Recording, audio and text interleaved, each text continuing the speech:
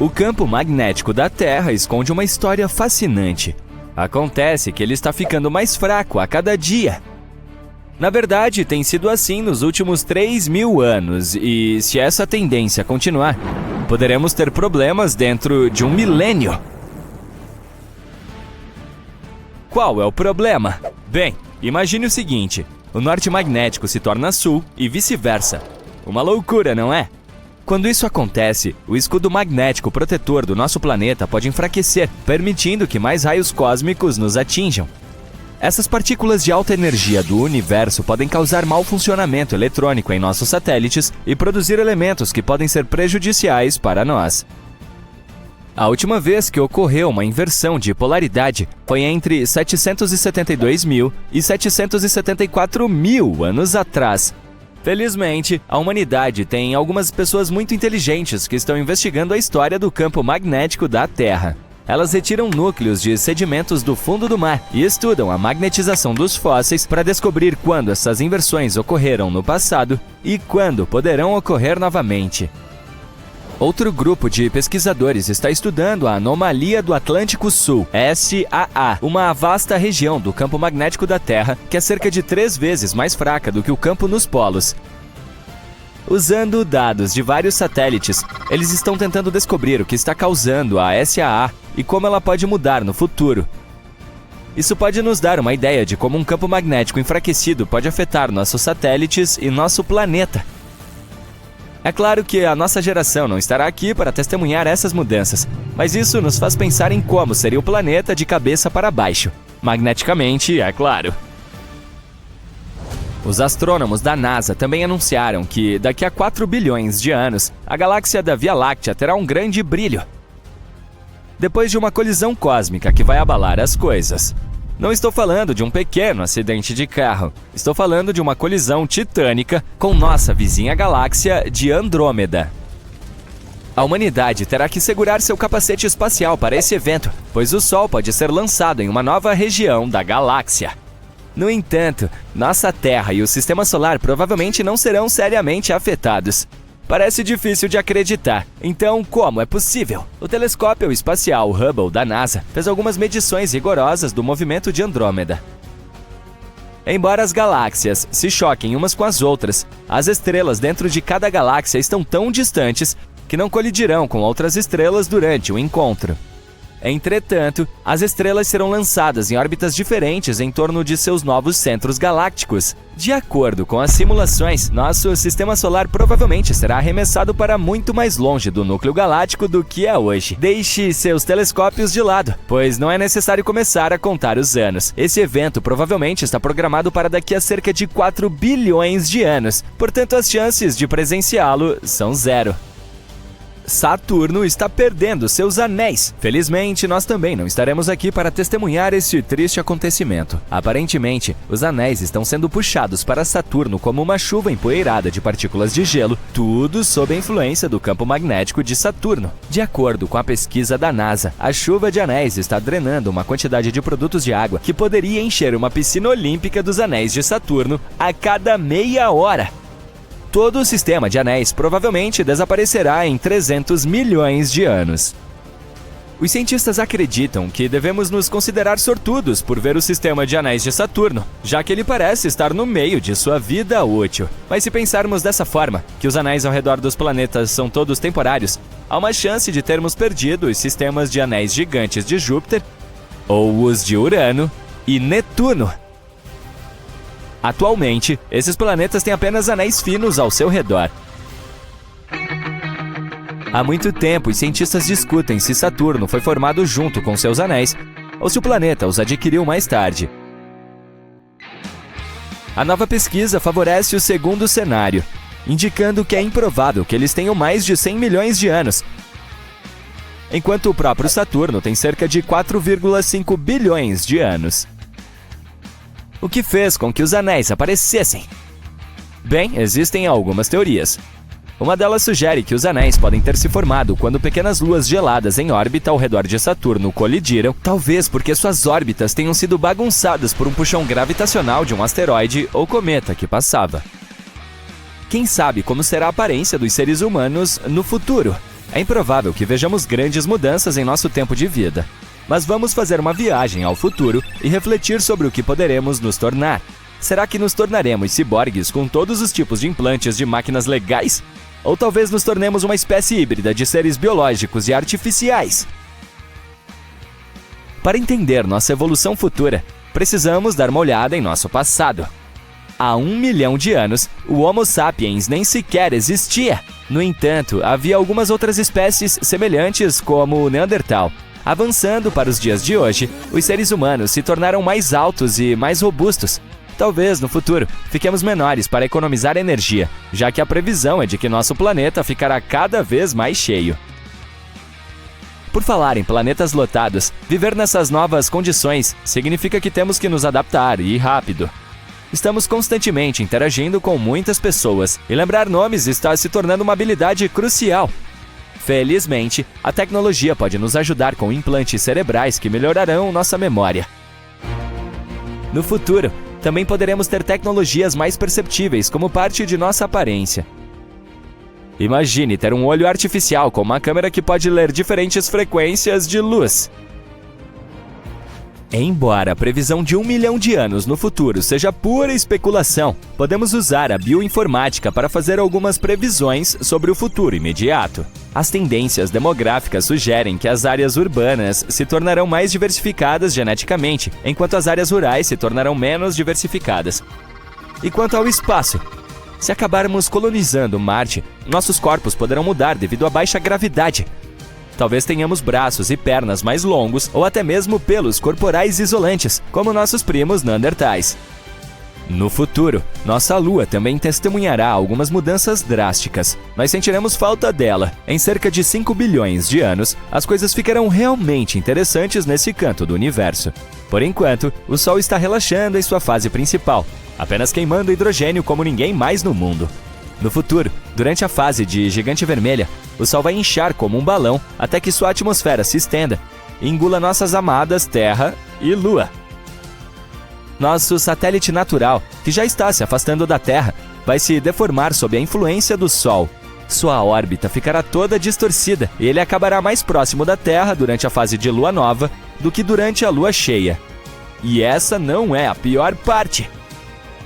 Se deixada sozinha, a Lua continuaria a se afastar da Terra até precisar de quase 50 dias para nos orbitar. À medida que o Sol continua sua própria jornada, sua atmosfera se arrastará sobre a Lua e fará com que sua órbita decaia.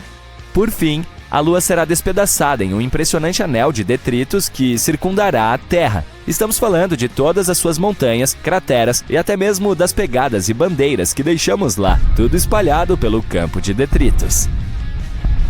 Há uma chance de que o Sol perca massa suficiente para poupar a Terra e a Lua da aniquilação total.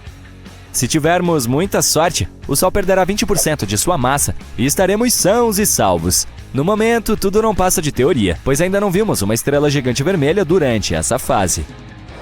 O próprio universo também pode ficar completamente escuro um dia. Os cientistas não conseguem prever isso com certeza absoluta, mas podem fazer algumas suposições fundamentadas. No momento, nosso universo tem 13,77 bilhões de anos e ainda está produzindo novas estrelas à torto e à direito. Disse que, eventualmente, após cerca de 1 trilhão de anos, a última estrela nascerá. Essa estrela final será um tipo pequeno, uma anã vermelha com apenas uma fração do tamanho do nosso Sol. Essas estrelas são campeãs em viver vidas longas, bebendo lentamente hidrogênio para manter suas reações de fusão, mas nem mesmo elas podem durar para sempre. Se avançarmos cerca de 100 trilhões de anos, a última luz se apagará. O universo ficará escuro e solitário, mas felizmente não estaremos aqui para ver tudo desaparecer. Você está pairando cerca de 30 quilômetros acima da superfície da Terra e desfrutando da melhor vista do nosso planeta.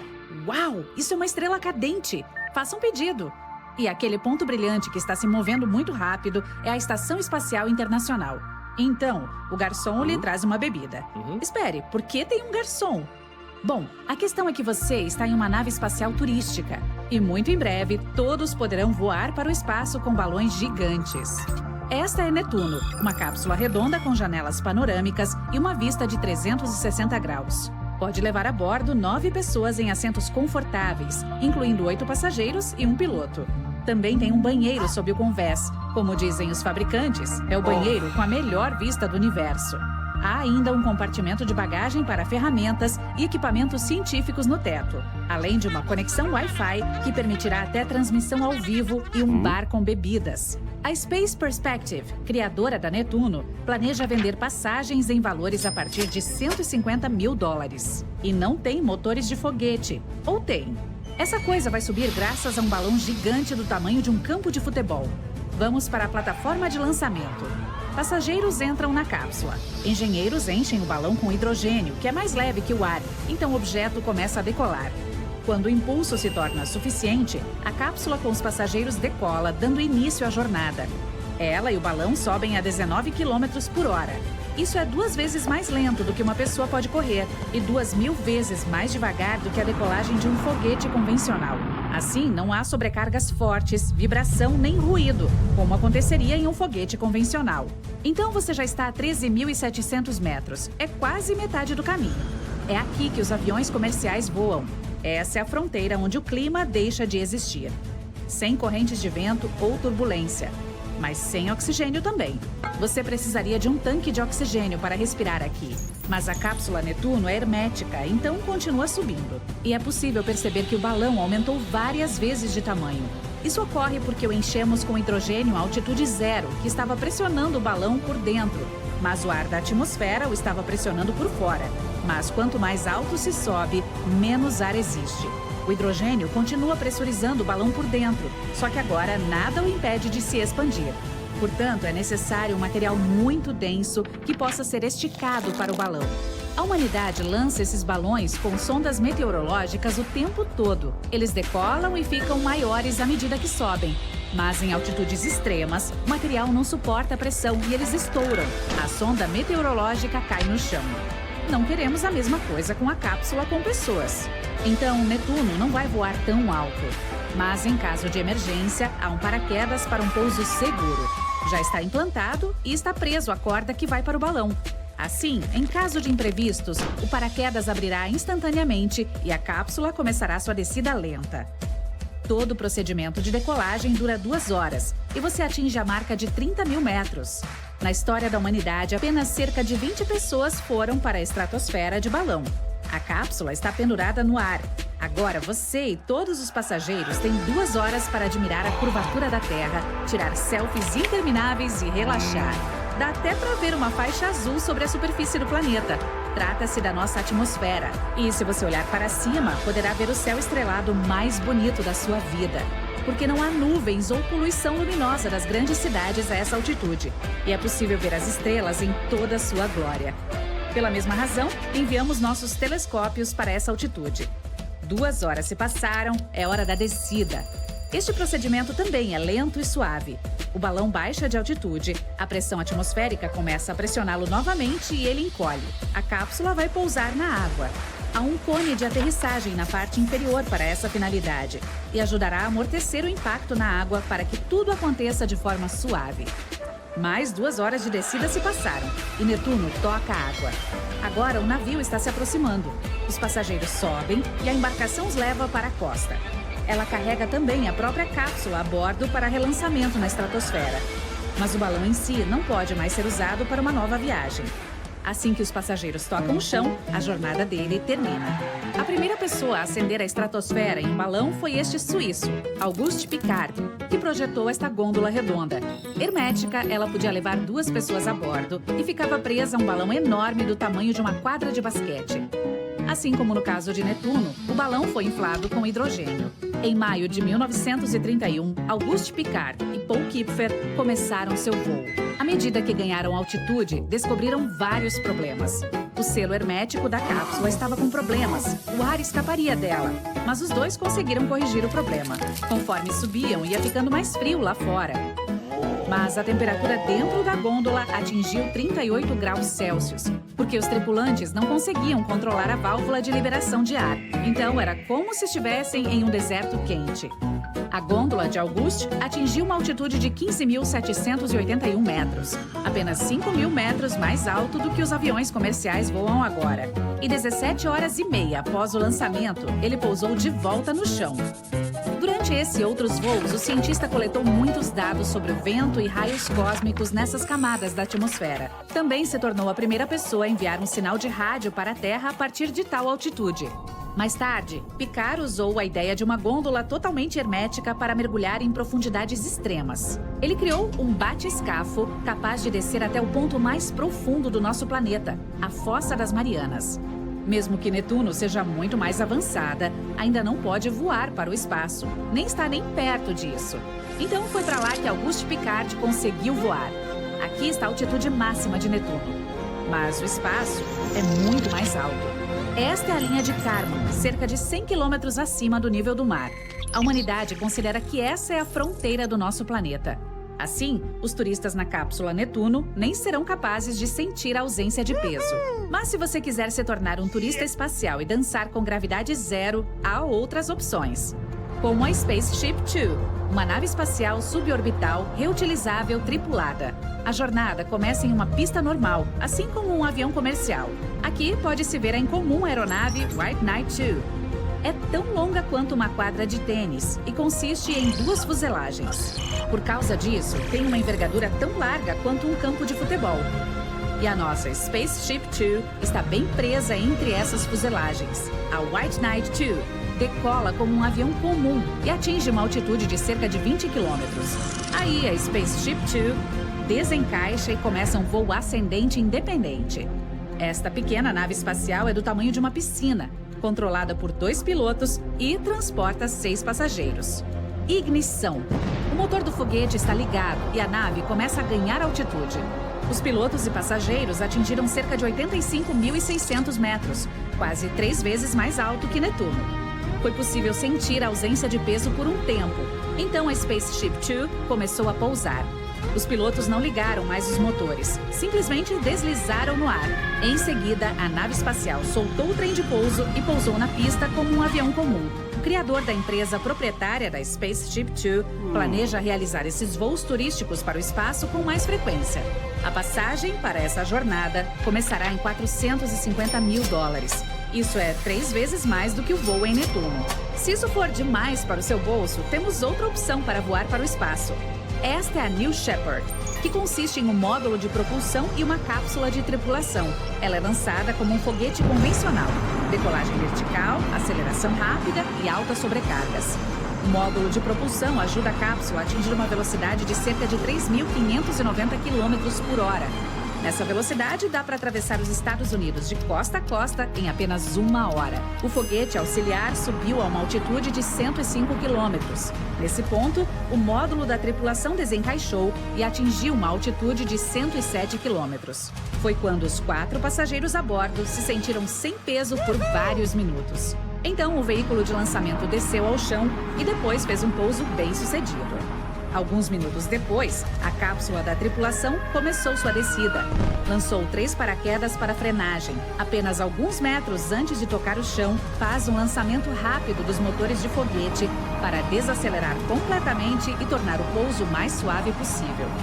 Você pode se tornar um turista espacial e experimentar a ausência de peso neste foguete por apenas $250 mil. Aperte os cintos, amigo entusiasta do espaço, porque estamos prestes a descobrir os segredos celestiais que foram revelados este ano. De estrelas gigantes a moléculas orgânicas, 2023 está sendo ótimo para os astrônomos. Então, vamos nos atualizar sobre toda a emoção que você pode ter perdido nos últimos meses. Em primeiro lugar, descobrimos alguns verdadeiros monstros astrais. Imagine olhar para o céu noturno e ver estrelas que não são apenas grandes, mas absolutamente enormes. Os cientistas estão usando um telescópio especial chamado James Webb para explorar os primórdios do universo. E durante sua aventura, se depararam com estrelas antigas que são 10 mil vezes maiores que o nosso Sol. Sim, você ouviu direito, 10 mil vezes! Essas gigantes do mundo estelar foram algumas das primeiras estrelas a se formar no universo, bilhões de anos atrás. Imagine um aglomerado globular como uma enorme equipe cósmica, em que cada grupo consiste de 100 mil a 1 milhão de membros. Esses aglomerados são como reuniões familiares gigantescas, com todas as estrelas nascendo na mesma época.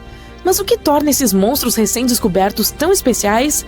Bem, seus núcleos, ou suas partes centrais, são muito mais quentes do que o que vemos nas estrelas atuais. Os cientistas acreditam que esse calor intenso pode ser devido à queima de uma grande quantidade de hidrogênio em temperaturas muito altas. É como se fosse um churrasco galáctico. Algo fascinante acontece nesses aglomerados globulares.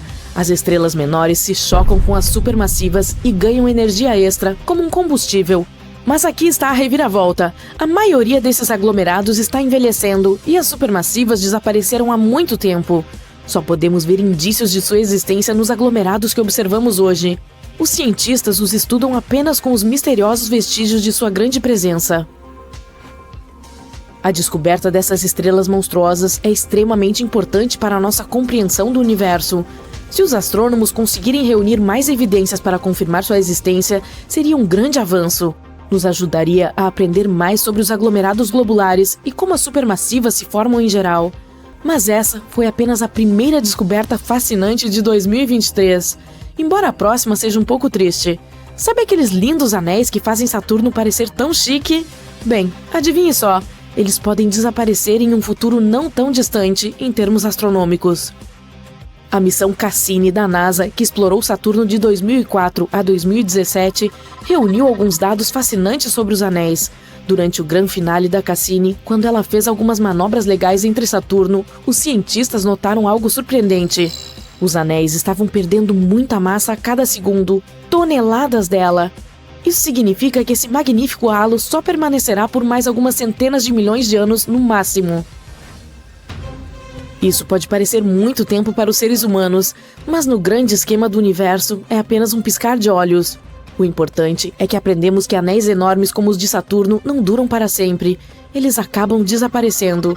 Bem, pelo menos você e eu pessoalmente não veremos esse momento. Os cientistas têm uma teoria divertida sobre o que acontecerá quando os anéis sumirem. Eles acham que os outros gigantes de gelo e gás em nosso sistema solar, como Urano e Júpiter, também podem ter tido anéis enormes no passado. Mas, com o passar do tempo, se desgastaram e se tornaram mais parecidos com as faixas finas e estreitas de asteroides, como as que Urano tem agora.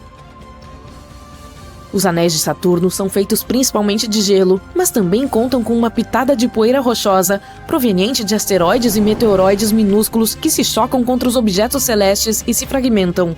É como uma tempestade de neve de partículas de gelo e detritos espaciais. A pesquisa também revelou que os anéis de Saturno surgiram muito depois da origem do próprio planeta. Eles ainda estavam se formando quando os dinossauros habitavam a Terra. Portanto, em termos de idade astronômica, são bastante jovens, com apenas algumas centenas de milhões de anos. Essa descoberta deixou os pesquisadores entusiasmados, porque significa que algo dramático aconteceu no passado de Saturno para criar esse impressionante disco de gelo. Mas trata-se de um mistério que está esperando para ser resolvido. Os cientistas querem descobrir o que exatamente causou a formação dos anéis e por que eles têm uma estrutura tão impressionante. Esperamos que consigam descobrir. Mas passando para algo mais otimista, temos outra notícia espacial empolgante. Recentemente, os astrônomos estudaram uma das galáxias mais distantes do universo e encontraram algo surpreendente: moléculas orgânicas.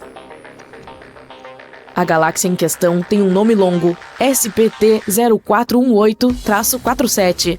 Está localizada a mais de 12 bilhões de anos-luz de distância do nosso pequeno planeta azul. Você consegue imaginar essa distância? É a mais longínqua já conhecida, onde foram encontradas moléculas orgânicas complexas. É por isso que olhar para essa galáxia é como ver algo de quando o universo era apenas um bebê. Não temos ideia de como é agora.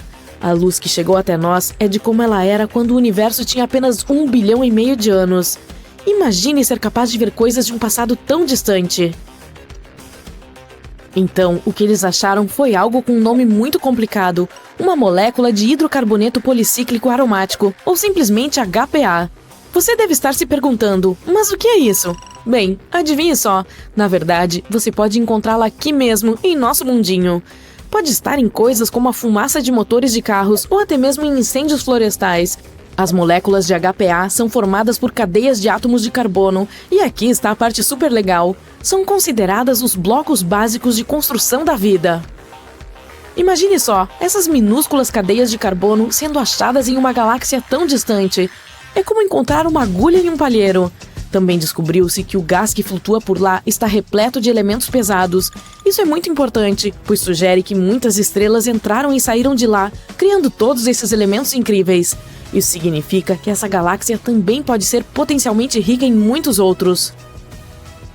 Essa descoberta abre um mundo de possibilidades e levanta muitas questões interessantes. Como essas moléculas orgânicas se formaram em uma galáxia tão distante? E já que estamos olhando para o passado, o que poderia ter acontecido com elas durante esse tempo? Poderiam ter evoluído para a vida? Estamos apenas arranhando a superfície das coisas incríveis que estão esperando para serem desvendadas. A propósito, se é tão longe, como os cientistas conseguiram descobrir algo assim?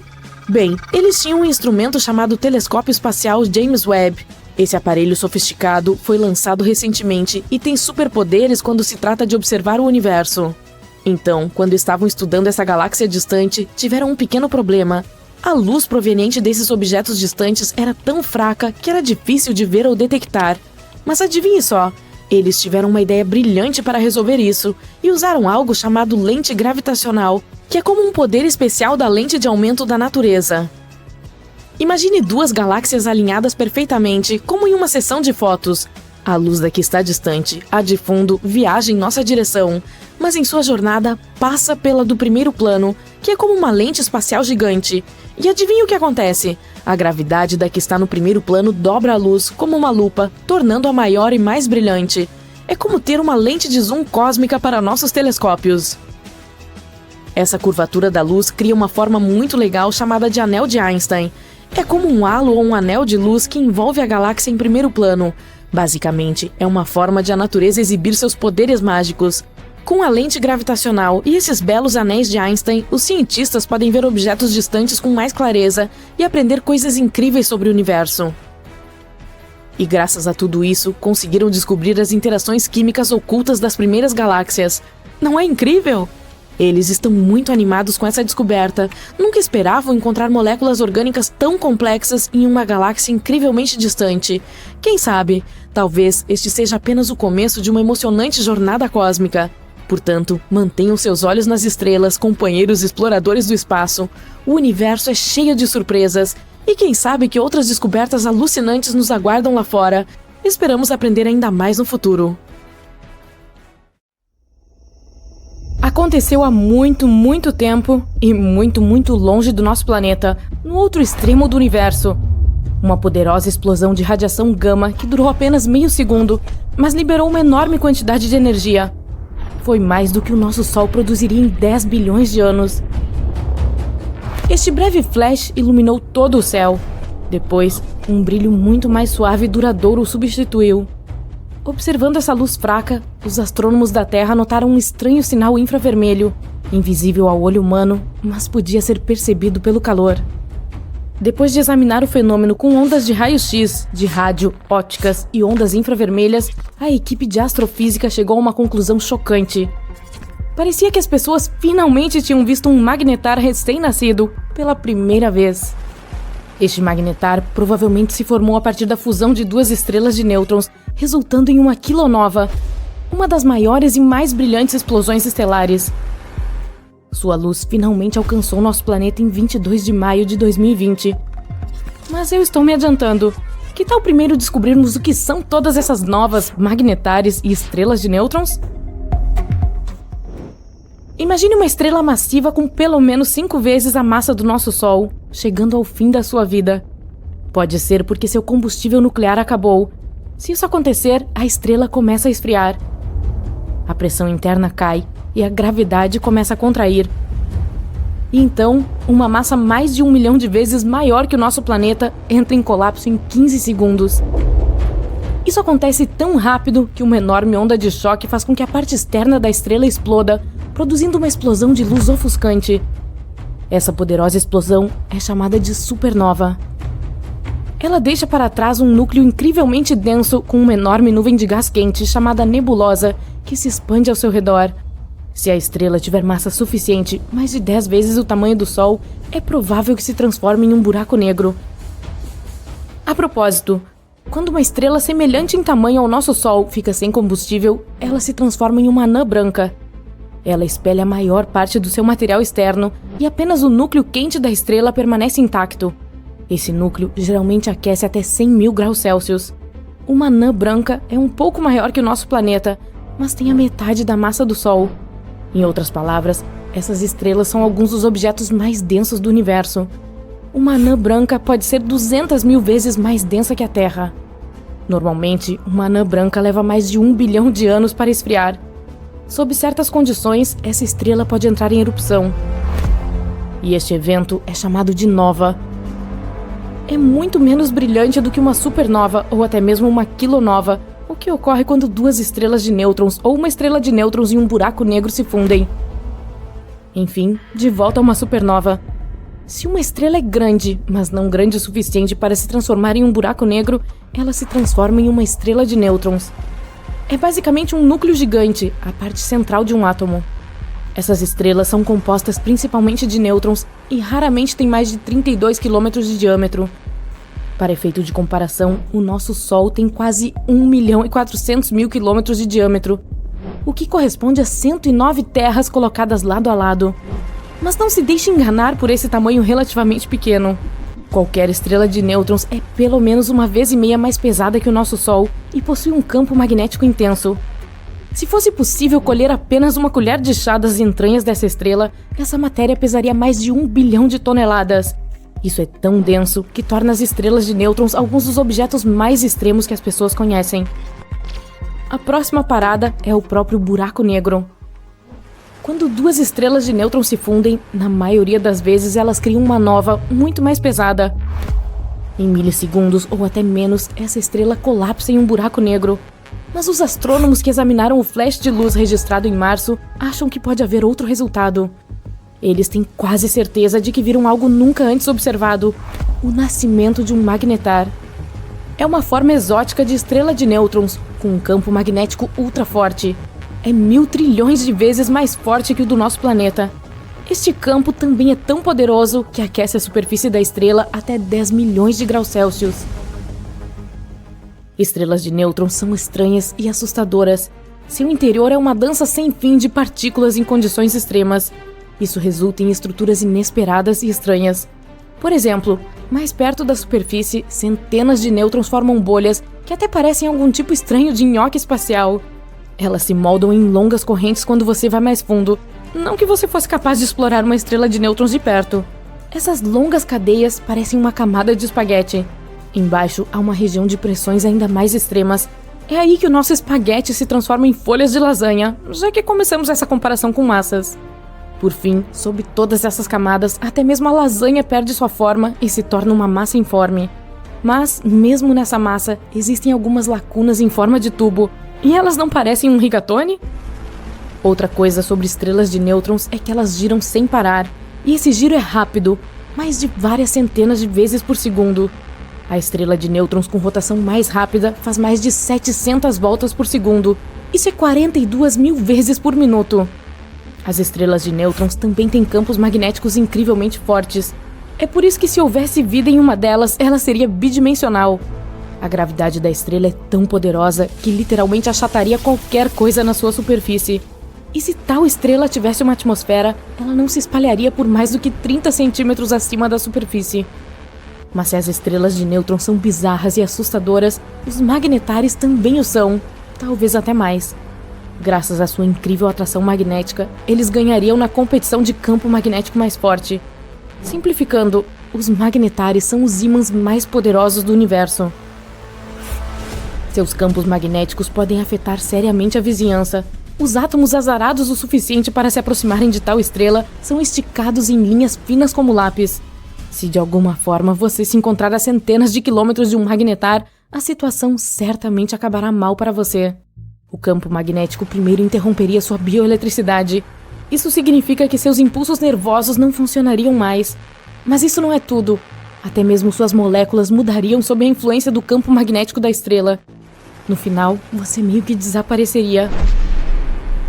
Se um magnetar se aproximasse a 160 mil quilômetros do nosso planeta, ele apagaria os dados de todos os cartões de crédito do mundo. Os astrônomos já viram magnetários antes, mas nunca haviam visto o nascimento de um. Depois que a luz foi detectada pela primeira vez, os cientistas entenderam que algo não fazia sentido. Eles compararam diferentes tipos de observações. Descobriram que essa luz captada pelo telescópio espacial Hubble era 10 vezes mais brilhante do que o previsto. Essas informações fizeram os cientistas pensar fora da caixa. Eles perceberam que um fenômeno inteiramente novo estava acontecendo. A equipe examinou várias possibilidades para explicar o brilho bizarro, mas a explicação mais provável também era a mais excêntrica. Antes, os cientistas pensavam que os magnetários só apareciam depois que estrelas massivas explodiam e deixavam para trás estrelas de nêutrons supermagnetizadas. Mas agora, eles supõem que um pequeno número de magnetários pode surgir de uma forma mais pacífica, após a fusão de duas estrelas de nêutrons. Os cientistas conhecem apenas cerca de 10 magnetários na nossa galáxia, a Via Láctea. Eles não sabem ao certo o que torna essas estrelas tão terrivelmente magnéticas. Seja o que for, os magnetários não parecem durar muito. Após cerca de 10 mil anos, eles retornam a um estado de estrela de nêutrons mais familiar. Eles ainda são extremamente magnéticos, super densos, mas não tão extremos. O magnetar mais próximo que as pessoas conhecem está a 9.000 anos-luz de distância da Terra, na constelação de Carina. Os astrônomos acham que sua estrela original tinha de 30 a 40 vezes a massa do Sol, o que é realmente grande. Outro magnetar está a 18.000 anos-luz de distância do nosso planeta. De repente, ele começou a estourar em 2002. Cerca de 80 rajadas foram registradas em uma janela de 4 horas. Depois disso, o magnetar nunca mais ficou ativo. A propósito, os pesquisadores também ficaram imensamente entusiasmados em ver uma quilonova. Isso ocorreu quando as duas estrelas de nêutrons supostamente se fundiram. Uma quilonova é mais de 1000 vezes mais brilhante do que uma nova típica. Antes, os astrônomos tinham apenas um evento do tipo confirmado e examinado. Mas a quilonova registrada em março parecia diferente e pode permitir que os cientistas explorem uma diversidade sobre a qual nada sabiam.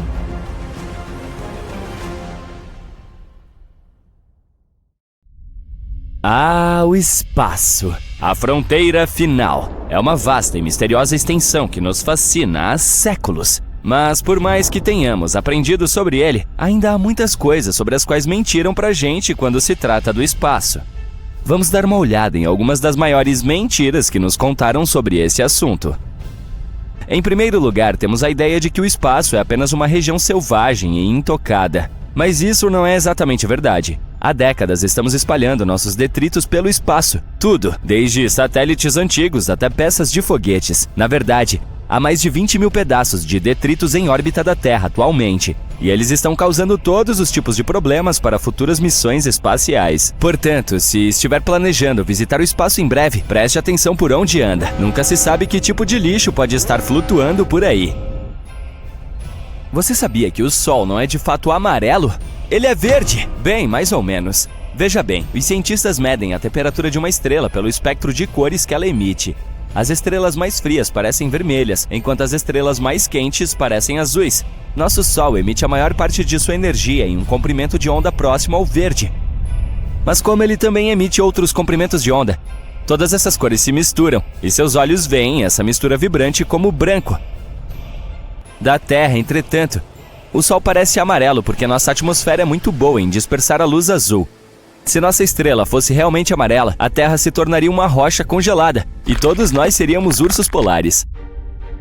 Além disso, o Sol não está pegando fogo de verdade. Ele é uma grande bola de gás feita principalmente de hidrogênio e hélio, e funciona mais como um reator nuclear gigantesco, fundindo constantemente átomos de hidrogênio para criar hélio dentro de seu núcleo. Esse processo libera enormes quantidades de energia, e é por isso que o Sol é tão quente.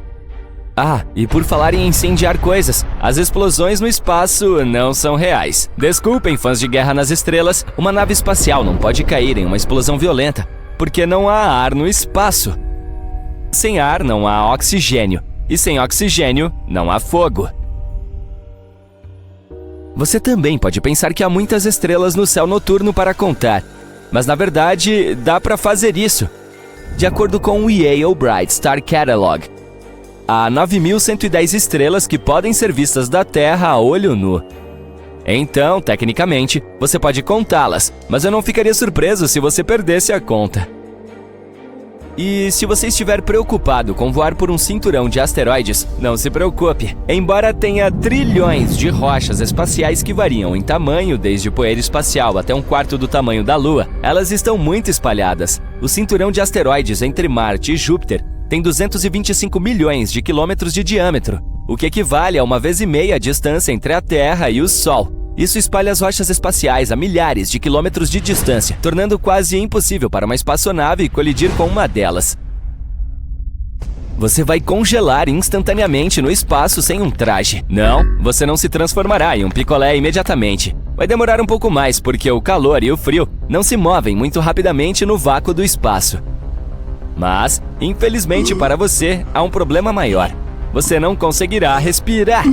Depois de apenas 15 segundos, seu cérebro não estará recebendo oxigênio suficiente do sangue e você desmaiará. E depois de apenas 2 minutos, o resto de seus órgãos estará perdido. Portanto, em resumo, se você estiver brincando de astronauta sem um traje espacial, o jogo acabará rapidamente. Você sabia que o espaço não tem nenhuma temperatura? Isso ocorre porque a temperatura é definida pela velocidade com que as partículas se movem e pela quantidade de energia que elas têm. No verdadeiro vácuo do espaço, não há partículas para se movimentar, o que faz com que não haja temperatura. É claro que algumas partes do espaço são realmente quentes, como as áreas ao redor das estrelas, mas quanto mais longe você estiver das estrelas, mais espalhadas estarão as partículas, tornando essas áreas do espaço bastante frias. O número 9 é o formato do nosso planeta. Não, ele não é plano, mas também não é uma esfera perfeita. Sim, ele se projeta no Equador por causa do giro selvagem do nosso planeta. É como se a Terra estivesse fazendo sua própria dancinha. E por causa dessa protuberância, lançar naves espaciais a partir do Equador é muito mais fácil do que a partir dos polos. Quando se trata de som no espaço, a situação é um pouco complicada. Você pode pensar que ninguém pode ouvi-lo gritar, mas isso não é totalmente correto. O fato é que o som precisa de algo para viajar, como ar ou água. No espaço, as coisas estão muito espalhadas. Portanto, aquelas batalhas espaciais épicas e explosões galácticas seriam completamente silenciosas. No entanto, há alguns lugares no espaço com partículas suficientes para o som viajar. Por exemplo, é possível ouvir o buraco negro no centro do aglomerado de galáxias Perseus. Outro mito é sobre a gravidade zero. Isso não existe. Ainda há alguma gravidade na Estação Espacial Internacional, cerca de 90% do que sentimos na boa e velha Terra. Mas os astronautas podem flutuar, porque estão basicamente em queda livre ao redor do planeta. E sejamos realistas, a versão de Hollywood de viagem espacial não é um fato. É claro que as órbitas existem, mas diferentes altitudes significam diferentes velocidades. Portanto, mover-se de uma órbita para outra não é exatamente um passeio no parque. Você não pode simplesmente se empurrar na direção certa e esperar pelo melhor. É preciso levar em conta essas velocidades orbitais. Isso me fez lembrar do filme Gravidade de 2013 e de como Sandra Bullock tentou sobreviver no espaço. Hollywood certamente adicionou combustível a esses mitos. Mais uma vez, quem pode culpá-los? Em 1979, a espaçonave Viking 1 da NASA tirou uma foto de uma curiosa formação rochosa em Marte que se parecia muito com um rosto. Algumas pessoas afirmaram que essa era a prova de que havia vida extraterrestre no planeta vermelho, mas a NASA tinha uma opinião diferente. De acordo com a agência espacial, o rosto nada mais era do que um monte de rochas empilhadas de tal forma que as sombras que elas projetavam criavam uma ilusão de características faciais. Na verdade, era apenas uma colina comum que recebeu crédito demais por ser fotogênica. O sistema solar permanece no mesmo lugar. Mentira! Ele está voando pelo espaço a uma velocidade de 225 km por segundo, o que significa que está atravessando o cosmos mais rápido do que um guepardo perseguindo sua presa. O sistema solar leva 230 milhões de anos para completar uma órbita completa ao redor da Via Láctea. Ainda bem que ele não está recebendo uma multa por excesso de velocidade, pois isso seria uma multa astronômica. Sem o Sol, os planetas seriam muito frios. Estamos falando de temperaturas tão baixas quanto 270 graus Celsius negativos. Mas com o Sol por perto, os planetas podem desfrutar de temperaturas muito mais agradáveis. É claro que nem todos os planetas são iguais. Mercúrio, por exemplo, é o mais próximo do Sol. Vênus, por outro lado, está mais distante, mas de alguma forma consegue ser ainda mais quente que Mercúrio. A distância do Sol não é o único fator que afeta a temperatura de um planeta. Outros fatores, como o tamanho e a refletividade do planeta, também entram em jogo. Portanto, o fato de Mercúrio ser o planeta mais quente do nosso sistema solar é uma proposição falsa. Não! O fato de ele ser o mais próximo do Sol não significa que seja o mais quente. Embora tenhamos sido enganados em alguns aspectos, isso não torna o espaço menos incrível. Ele ainda é uma parte vasta, bela e totalmente fascinante do nosso universo. E ainda há muito que precisamos descobrir. Quem sabe, talvez um dia nós realmente descobriremos pequenas pessoas verdes lá fora. Ou talvez encontremos algo ainda mais incrível. Até lá, teremos que continuar sonhando e explorando. Essas foram as 14 coisas da nossa lista. Você tem algum outro mito espacial para desmascarar? Você está esperando o seu pão de alho sair do forno. Ao olhar para as estrelas pela janela da cozinha, você se pergunta: seria possível enviar pão de alho para o espaço? E mais importante, você poderia comê-lo se ele voltasse? São questionamentos muito importantes. Normalmente, quando se trata de pão de alho, há apenas duas coisas com as quais as pessoas se importam. 1. Vamos acrescentar queijo? E 2. Comê-lo, claro. Ai, aquele sabor de alho de dar água na boca combinado com pão macio e quentinho. Ok, foco. Como podemos enviar o pão para o espaço? Dado que o primeiro ônibus espacial da NASA custou cerca de 49 bilhões de dólares, não acho que eles nos emprestarão um foguete por um dia, pois eles têm coisas mais importantes para fazer. Eu sei, é difícil acreditar que algumas pessoas não levem o pão de alho tão a sério quanto nós, mas não se preocupe, só precisamos de um balão. Não é o tipo de balão que estamos acostumados a ver em festas, quando você está cercado por pizza, hambúrgueres, cachorros quentes e bolo. Acho que o pão pode ter um poder muito forte sobre mim. De qualquer forma, o tipo de balão de que precisamos é um balão meteorológico.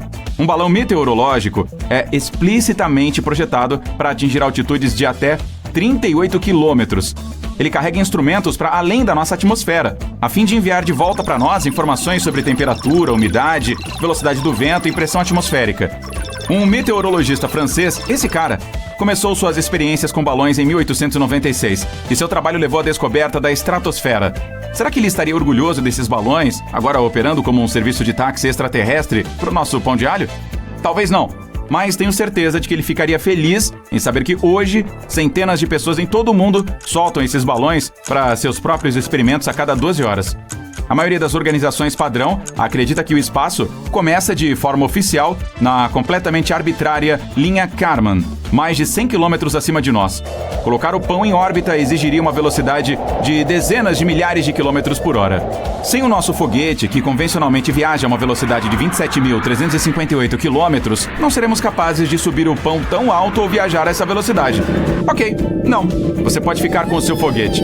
Estou feliz com o meu incrível balão meteorológico, que a propósito ainda nos levará a 1/3 do caminho até o espaço.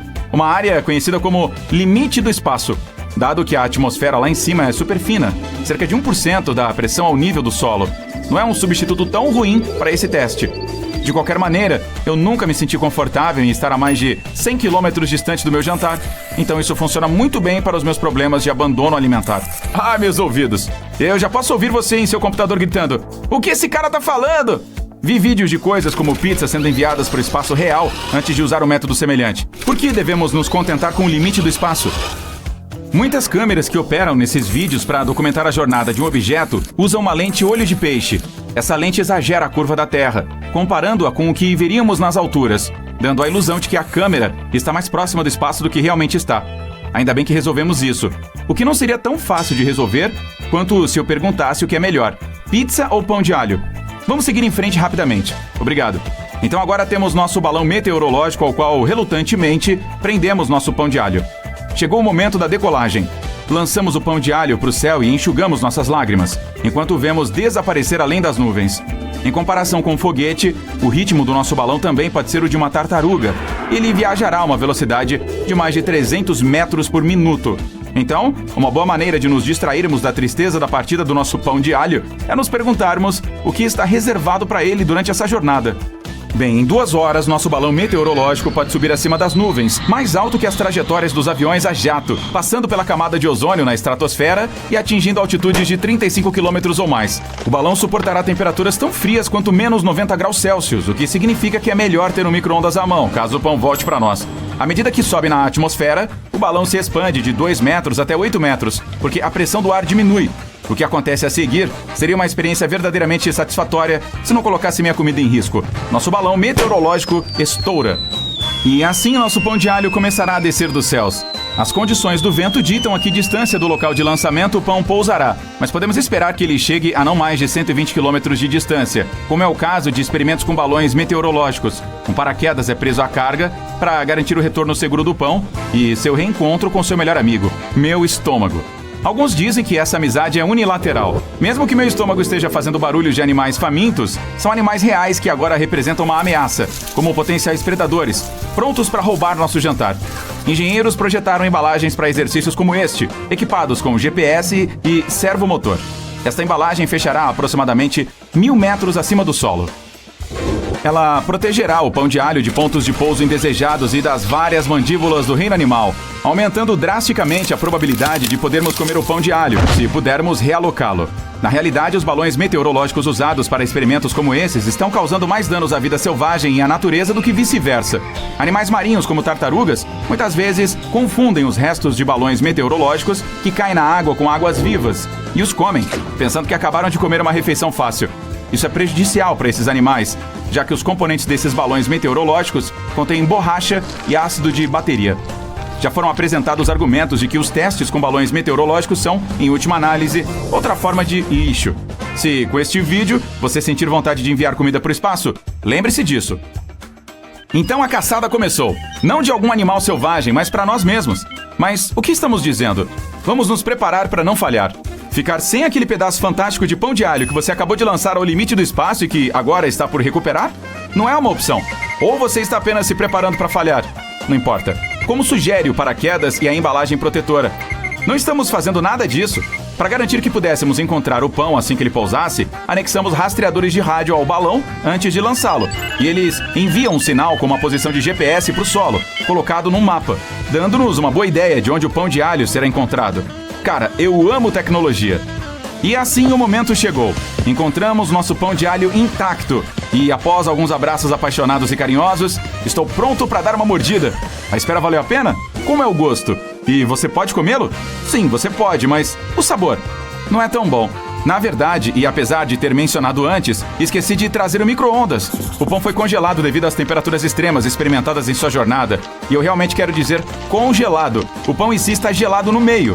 Mas antes que possamos descobrir isso, vamos notar que, quando rasgamos um pedaço do pão, ele não rasga como de costume. Agora ele se quebra, como se tivéssemos acabado de quebrar um pedaço de um galho. Podemos até ouvir um barulho de clique. Meu pão quente e macio não existe mais. É melhor guardar isso para a sobremesa no caso de ficar sem sorvete. Pensando bem, vamos jogá-lo no lixo.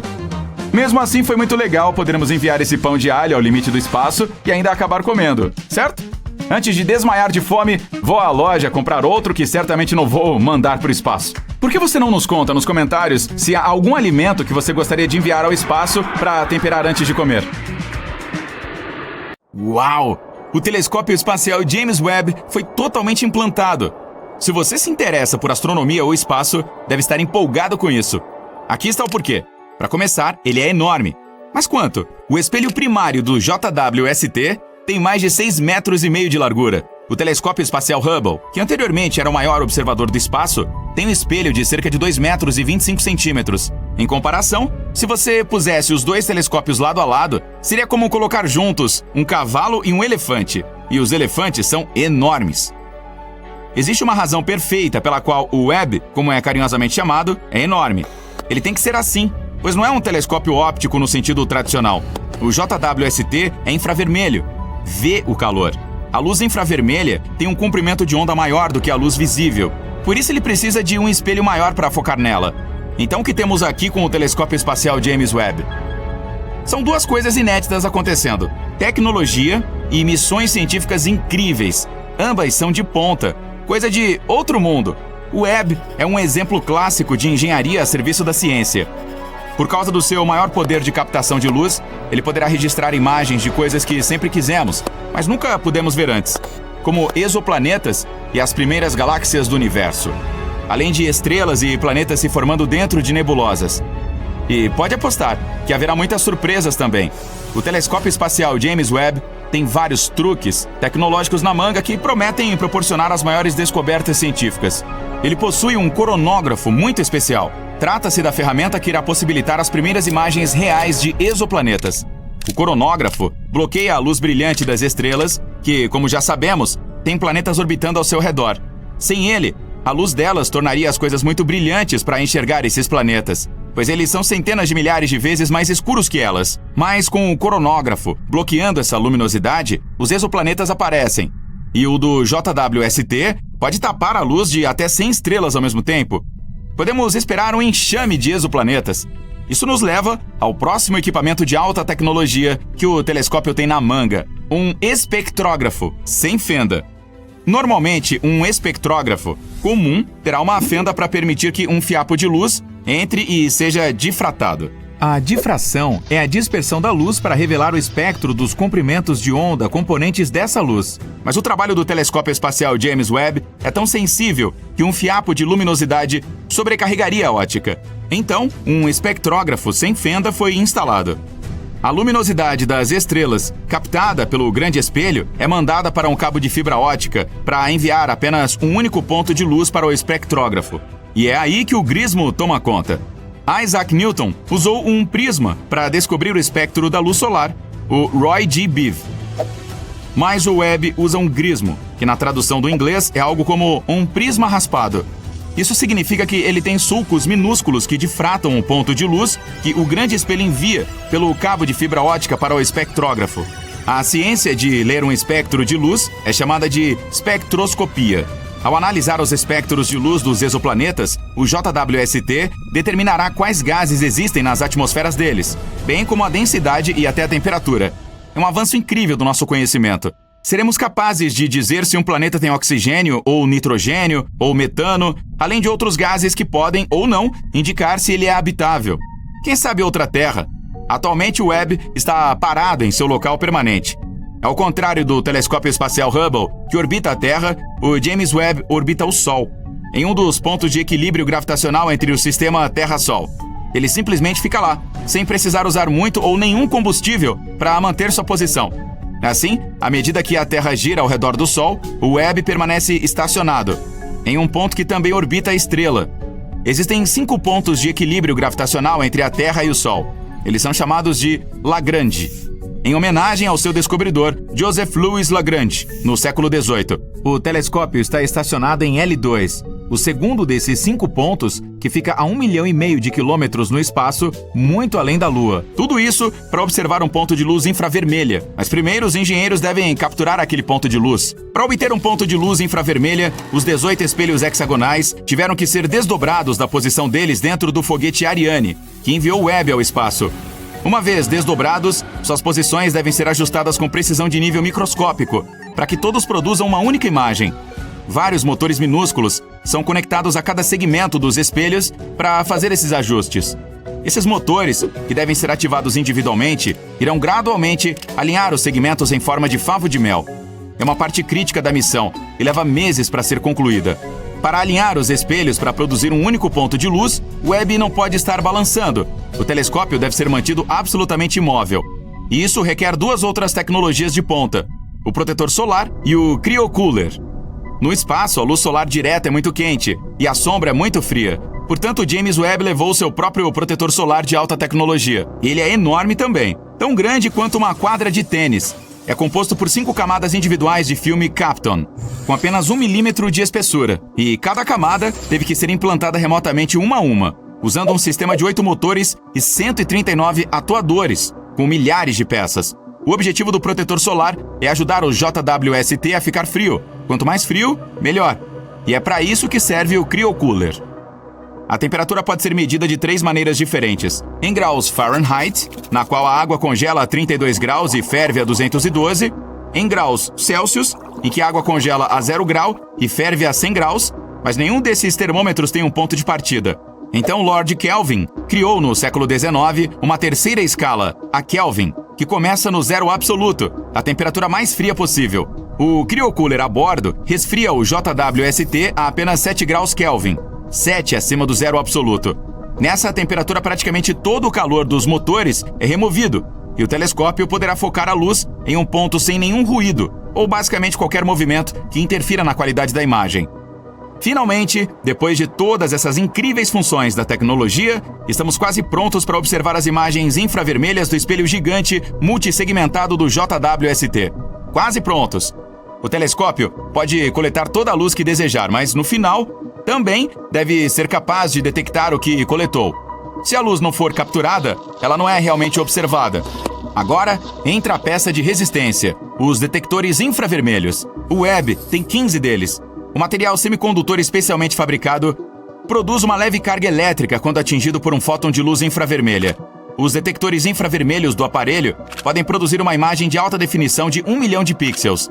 Alguns são capazes de montar uma imagem de 4 milhões de pixels. Esses detectores devem ser resistentes o suficiente para durar de 10 a 20 anos sem deformar ou corromper. Tudo enquanto trabalham a 7 graus acima do zero absoluto. Por si só, os detectores infravermelhos do JWST são uma maravilha da engenharia. Mas do que ele vai tirar fotos? As missões do JWST, elas também são de ponta. 70 das primeiras 280 observações programadas são de exoplanetas. Existe outra Terra? Quais parecem habitáveis? O telescópio Webb fornecerá uma análise espectroscópica detalhada das atmosferas de milhares de exoplanetas conhecidos. Pela primeira vez, veremos imagens deles à medida que aparecerem na luz infravermelha. A cosmologia, o estudo do universo, é talvez a principal missão do Webb. As galáxias recuando muito rapidamente serão o principal alvo para a observação. Centenas de horas de observações são necessárias para coletar a fraca luz infravermelha dessas primeiras galáxias formadas após o Big Bang. O JWST nos dará uma imagem de como era o universo nos seus primórdios. Os astrônomos aprenderão novas informações sobre a energia escura que está impulsionando a expansão do universo e qual o papel, se houver, dos buracos negros na formação das galáxias. A formação de estrelas na Via Láctea e galáxias próximas também faz parte da missão do James Webb. Ao imaginar centenas de sistemas se formando em torno de estrelas recém-nascidas, os astrônomos estabelecerão uma história definitiva do desenvolvimento do sistema solar.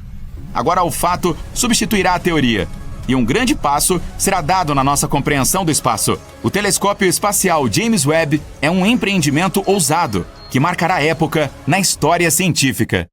As viagens espaciais evoluíram muito desde que o Sputnik foi lançado em órbita em 1957. Desde então, enviamos humanos à Lua, montamos a Estação Espacial Internacional e até enviamos naves espaciais robóticas para explorar outros planetas. Mas ainda há muito mais a ser descoberto e alcançado no espaço. Então, quais são os nossos planos atuais? Que tecnologias estamos desenvolvendo agora e o que aguarda a humanidade nos próximos 100 anos? Bora descobrir? Em primeiro lugar, inteligência artificial. Fato curioso, meu professor de História do ensino médio afirmou que era isso que eu tinha de acordo com as minhas notas nos exames. No momento, a humanidade está ativamente engajada no desenvolvimento da inteligência artificial, e já fizemos vários avanços nessa área. Com a ajuda da IA, poderemos explorar o cosmos como nunca antes. Pense nisso, a IA pode automatizar e otimizar tarefas como o planejamento de missão e análise de dados. Agora, os astronautas humanos podem se concentrar em coisas mais importantes, como procurar astronautas não humanos. Além disso, a IA pode controlar e operar naves espaciais remotamente, reduzindo a necessidade de missões humanas arriscadas.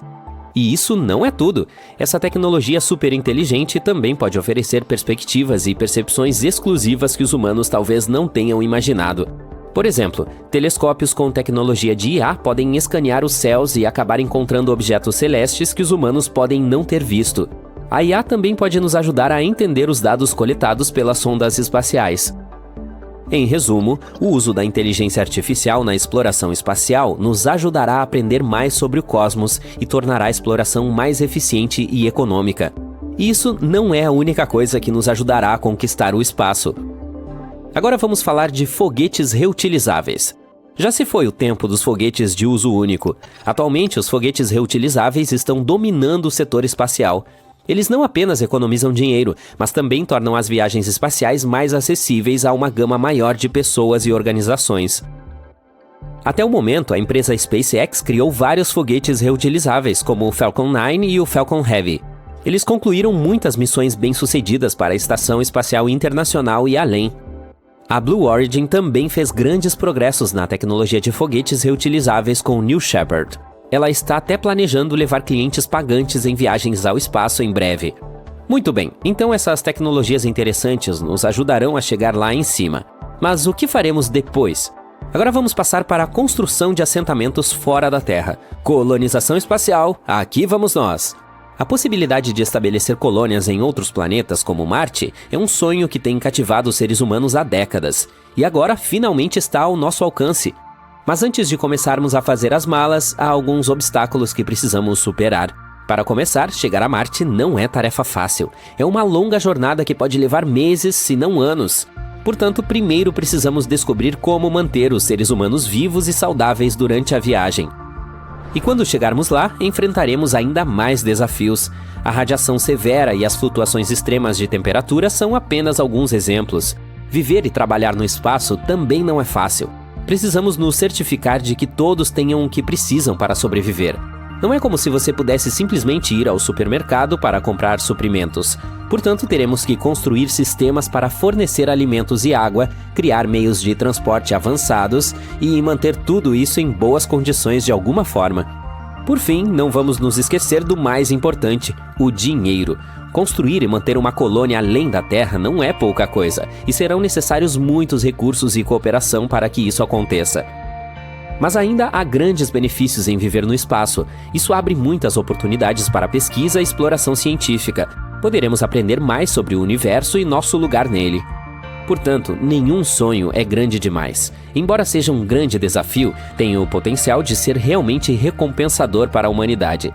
É por isso que empresas privadas e agências espaciais já estão trabalhando em planos para enviar humanos a Marte e potencialmente até mesmo terraformar o planeta. Na verdade, vamos falar sobre isso. Terraformação, o sonho de transformar um planeta estéril e inóspito em um paraíso habitável. Parece algo saído diretamente de um romance de ficção científica, certo? Bem, acredite ou não, com o uso de tecnologia e recursos avançados, podemos potencialmente transformar desertos como Marte em mundos belos, semelhantes à Terra. Mas aqui também temos alguns obstáculos a superar primeiro. A terraformação não é exatamente um processo rápido. Seria necessário muito tempo e recursos para fazer qualquer alteração significativa em um planeta. Há também alguns dilemas éticos a serem considerados.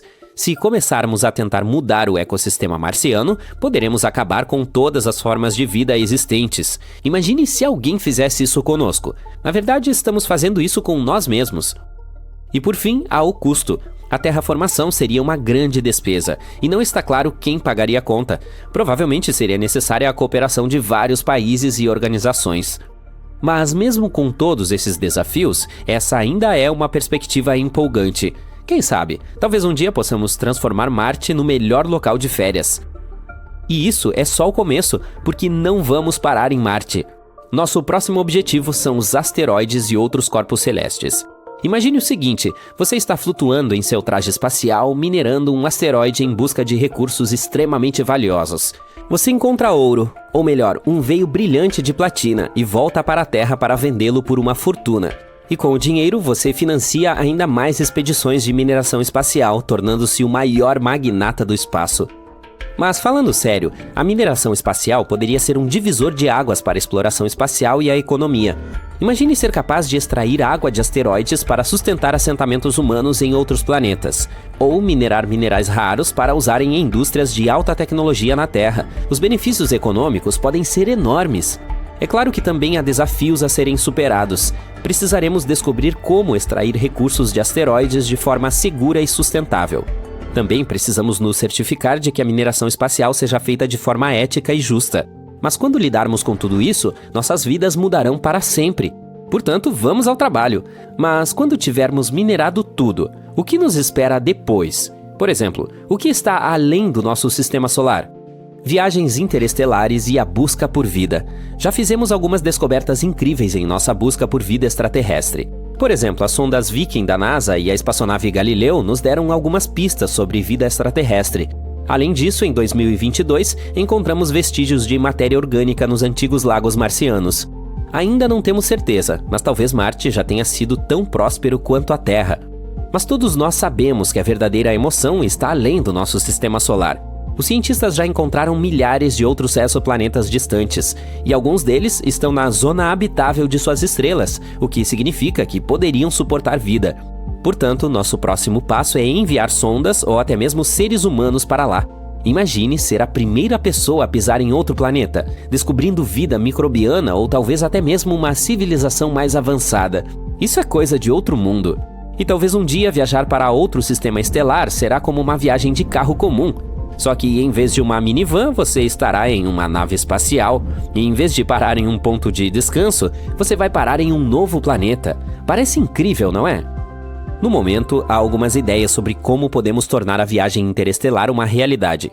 Uma possibilidade é o uso de buracos de minhoca. Esses túneis hipotéticos no espaço-tempo poderiam nos permitir viajar grandes distâncias em um curto espaço de tempo. É como pegar um atalho, só que em vez de atravessar o quintal de alguém, você está atravessando o tecido do universo. Muito louco, não é? Outra opção é a propulsão da antimatéria. Isso envolve o uso de antimatéria, que é a carga oposta da nossa matéria regular, como combustível para uma espaçonave. Quando entra em contato com a matéria comum, ela libera uma enorme quantidade de energia. Imagine o tanque de gasolina do seu carro sendo abastecido com antimatéria em vez de gasolina. Com certeza será uma viagem poderosa. É claro que ainda há muitos desafios a serem superados antes que possamos tornar as viagens interestelares uma realidade.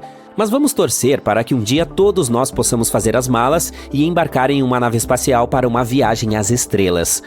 De qualquer forma, o futuro das viagens espaciais parece brilhante. Com todos esses avanços tecnológicos, estamos animados para ver as façanhas de exploração que o futuro nos reserva. Imagine uma bola de basquete girando no dedo de alguém. Um ponto perto do meio da bola leva mais tempo para girar de volta para onde começou do que o local onde o dedo está. A Terra gira da mesma maneira. As pessoas no centro da África estão girando a 1.600 km por hora à medida que o planeta gira, enquanto qualquer pessoa no Polo Sul, na verdade, não se move, apenas gira no mesmo lugar. Ao mesmo tempo, estamos todos avançando pelo espaço igualmente rápido, já que o planeta também está girando ao redor do Sol a 105.000 km por hora. A temperatura no limite do núcleo interno e externo do nosso planeta é de 2.000 graus Celsius. Isso é tão quente quanto a superfície do Sol. E a pressão lá é 3,3 milhões de vezes a pressão atmosférica ao nível do mar. 2 ou 3 anos atrás, um asteroide foi puxado para a órbita da Terra e começou a viajar ao redor do planeta. Mesmo não sendo maior que um carro comum, ainda é algo significativo. De mais de 1 milhão de asteroides que os astrônomos conhecem, é apenas o segundo a orbitar o nosso planeta. Chamado de 2020 CD3, é a nossa mini-lua temporária. Mas não vai ficar com a Terra por muito tempo. O asteroide está seguindo uma órbita aleatória e está lentamente se afastando. Objetos capturados temporariamente, como o 2020 CD3, são raros. Eles precisam ter uma direção e velocidade específicas para serem pegos pela atração gravitacional da Terra. Caso contrário, colidem com o planeta ou voam em outra direção. O movimento de galáxias e aglomerados bilhões de anos-luz longe de nós sugere que há algum corpo enorme fora do universo visível.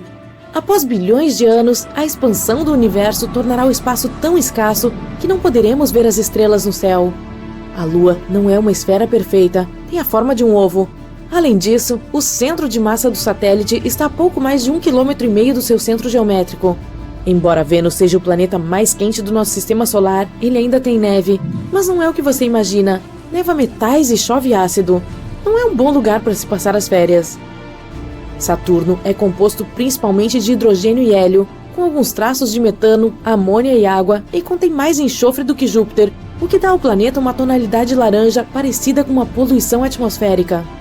Na Terra, as ondas sonoras fazem vibrar moléculas de ar, e é por isso que somos capazes de ouvir som. Outros planetas e luas permitem que o som viaje através de outros meios, como suas atmosferas e oceanos também. No espaço, no entanto, diz-se que não há som, já que não há moléculas para vibrar e fornecer ondas sonoras. No entanto, nem todos os pesquisadores concordam com isso, já que o espaço não é apenas um vácuo desolado.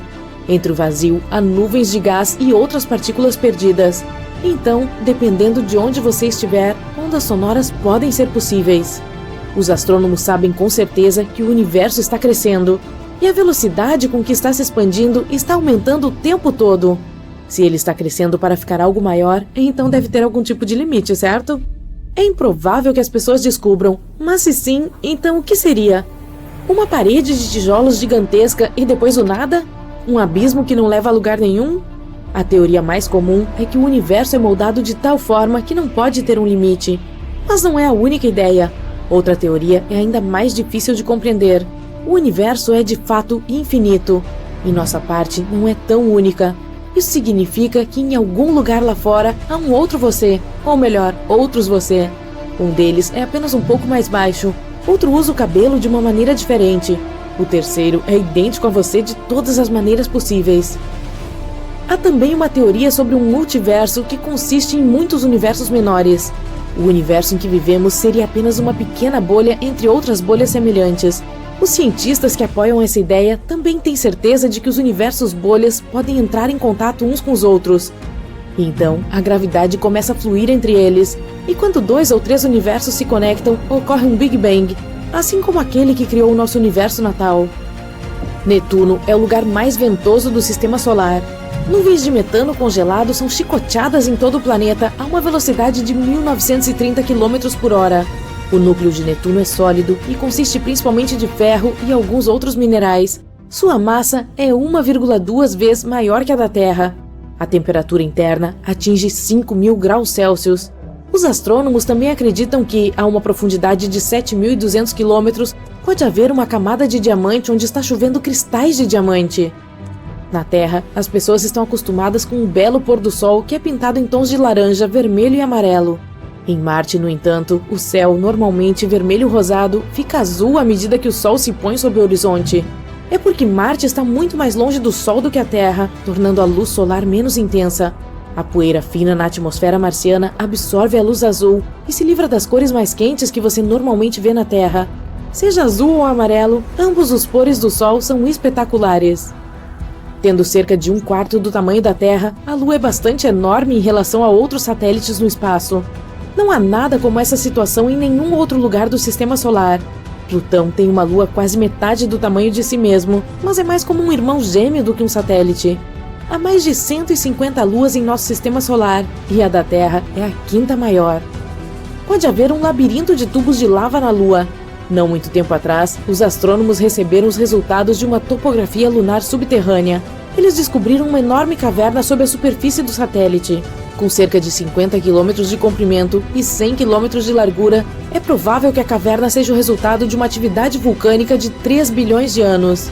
Depois que os fluxos de lava endureceram, criaram uma crosta dura grossa do lado de fora, mas por dentro a lava continuava fluindo, derretendo a rocha e formando túneis e cavernas. Inúmeros poços na superfície lunar descobertos pela NASA podem ser aberturas para tubos de lava. Não podemos desenterrar a maior parte do ouro da Terra. 99% dele acabou no centro do planeta há vários bilhões de anos, atraído pelo ferro no núcleo terrestre. Estamos falando de 1,6 quatrilhão de toneladas de ouro. Isso é o suficiente para revestir a superfície do planeta inteiro em uma camada de 4,6 metros de ouro. E se meteoritos não tivessem nos atingido, trazendo quantidades extras de ouro, seria ainda mais raro. Não muito tempo atrás, os astrônomos descobriram uma enorme bolha de alguma substância misteriosa. Estava escondida sob a superfície do lado mais distante da Lua. Sua massa era a mesma de uma pilha de metal 5 vezes maior que a ilha do Havaí. Essa coisa enigmática fica a quase 320 quilômetros abaixo de uma enorme cratera que se formou na superfície lunar há bilhões de anos. A bolha provavelmente tem algo a ver com uma supercolisão. Pode ser o núcleo metálico do objeto que atingiu a Lua naquela época. Os cientistas mal podem esperar para colocar as mãos nessa descoberta. Poderia explicar muitas coisas sobre a bacia do Polo Sul Aitken, a maior conhecida no Sistema Solar. Se estivesse na Terra, essa bacia oval se estenderia de Washington até o Texas. Em 2011, os astrônomos descobriram um enorme reservatório de água simplesmente flutuando no espaço em torno de um buraco negro supermassivo chamado Quasar. Vapores de água flutuantes foram encontrados em todo o universo, mas não são tão comuns. Esse reservatório em particular contém cerca de 140 trilhões de vezes a quantidade de água nos oceanos da Terra. É uma das coisas mais antigas, maiores e estando a mais de 12 bilhões de anos-luz de distância, mais distantes conhecidas pela humanidade. Astronautas no espaço podem perder cerca de 1% de sua massa muscular a cada mês. Para evitar isso, eles têm que manter um regime de exercícios de 2 horas todos os dias. A Via Láctea e a galáxia de Andrômeda se encontrarão em 3,75 bilhões de anos. Elas estão se movendo uma em direção à outra a uma velocidade vertiginosa. Quando as duas galáxias colidirem, elas formarão uma enorme galáxia elíptica. Você já olhou para o céu noturno e tentou contar todas as estrelas? Sim, boa sorte! Nossa galáxia, a Via Láctea, tem cerca de 100 bilhões de estrelas, mas outras estimativas colocam esse número em mais de 200 bilhões, já que calcular o valor exato é uma tarefa quase impossível, mesmo para os astrônomos. Quanto a todo o universo, há pelo menos 1 sextilhão de estrelas. Isso é um número 1 com 21 zeros depois dele. Para comparação, isso significa que há mais estrelas no espaço do que grãos de areia em todas as praias da Terra. Uma poderosa explosão de radiação gama que durou apenas meio segundo, mas liberou uma enorme quantidade de energia. Muito mais do que o nosso Sol produziria em 10 bilhões de anos. Esse breve flash iluminou todo o céu. Depois foi substituído por um brilho muito mais suave e duradouro. Os astrônomos examinaram o fenômeno com ondas de raio-x, de rádio, óticas e infravermelhas. Acontece que estavam vendo um magnetar recém-nascido pela primeira vez. Provavelmente foi formado a partir da fusão de 2 estrelas de nêutrons, que resultou em uma quilonova, uma das maiores e mais brilhantes explosões estelares. Sua luz finalmente alcançou nosso planeta em 22 de maio de 2020. Imagine uma estrela massiva, com pelo menos 5 vezes a massa do nosso Sol, chegando ao fim de sua vida. Pode ser que seu combustível nuclear tenha acabado. Se isso acontece, a estrela começa a esfriar. A pressão interna cai e a gravidade começa a apertar para dentro. E então, mais de 1 milhão de vezes a massa do nosso planeta entra em colapso em 15 segundos. Isso acontece tão rápido que uma enorme onda de choque faz com que a parte externa da estrela exploda, produzindo uma luz ofuscante. Essa poderosa explosão é chamada de supernova. O que ficou para trás foi um núcleo incrivelmente denso com uma enorme nuvem de gás quente chamada nebulosa que se expande ao seu redor. Se a estrela tiver massa suficiente, mais de 10 vezes o tamanho do Sol, é provável que se transforme em um buraco negro. Caso contrário, ela se transforma em uma estrela de nêutrons, que é basicamente um núcleo gigante, a parte central de um átomo. Essas estrelas são compostas principalmente de nêutrons e raramente têm mais de 32 km de diâmetro. Para efeito de comparação, nosso Sol tem quase 1,4 milhão de quilômetros de diâmetro, o que equivale a 109 terras colocadas lado a lado. Mas não se deixe enganar por esse tamanho relativamente pequeno. Qualquer estrela de nêutrons é pelo menos 1,5 vezes mais pesada que o nosso Sol e tem um campo magnético intenso. Se você recolher apenas 1 colher de chá do interior dessa estrela, essa matéria pesará mais de 1 bilhão de toneladas. É tão densa que torna as estrelas de nêutrons alguns dos objetos mais extremos conhecidos. A próxima parada é o próprio buraco negro. Quando 2 estrelas de nêutrons se fundem, elas geralmente criam uma nova, muito mais pesada. Em milissegundos ou até menos, essa estrela colapsa em um buraco negro. Mas os astrônomos que examinaram o flash de luz registrado em março acreditam em um outro resultado. Eles têm quase certeza de que viram algo nunca antes observado: o nascimento de um magnetar. Essa é uma forma rara de estrela de nêutrons com um campo magnético ultra forte. É 1.000 trilhões de vezes mais forte que o do nosso planeta. Esse campo também é tão poderoso que aquece a superfície da estrela a até 10 milhões de graus Celsius. Para colocar em palavras simples, os magnetares são os ímãs mais poderosos do universo. Seus campos magnéticos podem influenciar seriamente a vizinhança. Os átomos azarados o suficiente para se aproximarem de tal estrela são esticados em linhas finas como lápis. Se de alguma forma você chegar a algumas centenas de quilômetros de um magnetar, certamente as coisas não acabarão bem para você. O campo magnético primeiro interromperia sua bioeletricidade. Isso significa que seus impulsos nervosos não funcionariam mais. Até mesmo suas moléculas mudariam sob a influência do campo magnético da estrela. No final, você praticamente desapareceria.